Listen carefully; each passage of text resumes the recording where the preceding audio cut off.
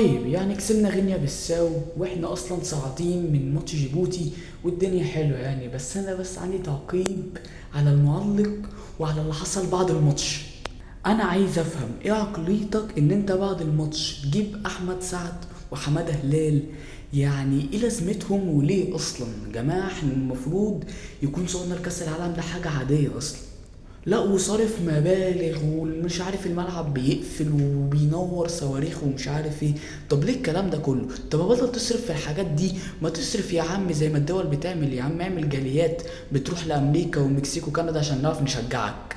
يعني يا اسطى انا عايزك تروح تتفرج على المغرب والجزائر وتونس لما صعدوا ايه اللي حصل.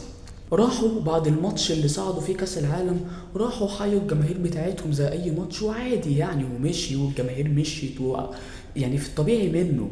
لكن انت رايح تجيب لي احمد سعد وحماده هلال، ويا عم ملهاش لازمه يا عم. واصلا ايه كل البنات اللي حاضره الماتش ده؟ ده انا ما شفتش ورا راجل. ده كمان المشكله الاكبر ان انت ممكن تلاقي بنت من دول اصلا مش عارفه يعني ايه اوف سايد، وواحده تانية مستنيه ان احنا نرفع الكاس. ما يعرفوش احنا اصلا بنلعب في بطوله ايه، فاكرينها نهائي كاس عالم تقريبا او نهائي بطوله افريقيا. استاذ محمد الكواليني بقى يعني فاهم، مع احترامي ليك بس كفايه بقى يعني فاهم، خلاص كفايه، انت كفايه عليك قوي كده.